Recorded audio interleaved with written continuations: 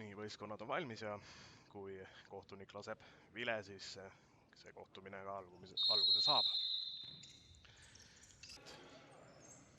Aga ei, proovib ise löögile ja Poskin peaksid Viimsi väravad ära lööma. Ja nüüd Kolk lõigab palli vahelt, aga läheb see...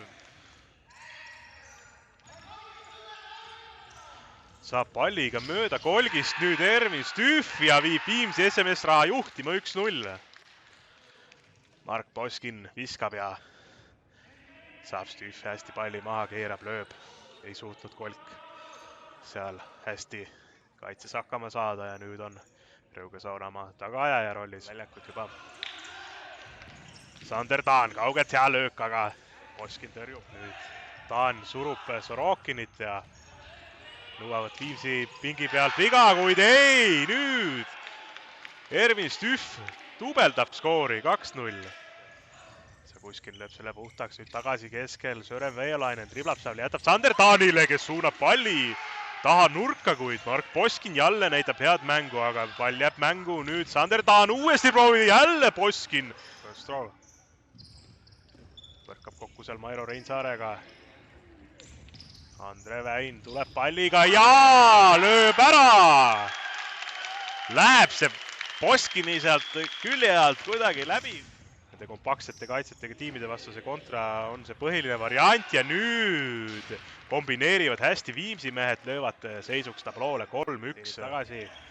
Ruusamäe, Veiolainen 3 mehe vahel saab söödu Taanile, kes annab tagasi Veiolainenile, nüüd Poskin tõrjub ja Veiolainen driblab, kuid selle püüab Andrei Kiš. Nüüd Põstrov saab palli vahelt, läheb löögile ja lööb ära.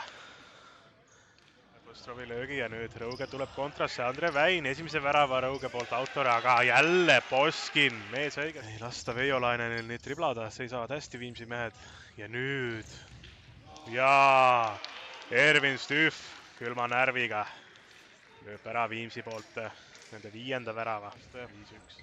Võru Heelitsast Mairo Reinsaar tänast mängus võeti ja 1-2 kombinatsioon ja nüüd mängivad hästi Emil Elrond Karu ja Andre Väin ja Väin Sakushkin lõikab palli vahelt ära ja nüüd sööt keskele Ervin Stüff 7-2 Viimsile.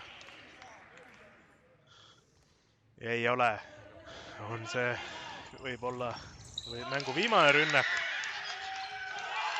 aga ikkagi Rõuge lööb probleemi, tuleb valida lihtsalt õige mängutaktika ja nüüd ja nii kõlanud on siis lõpuvile. Viimsi SMS raha pani täna oma tarkuse ja mänguplaaniga.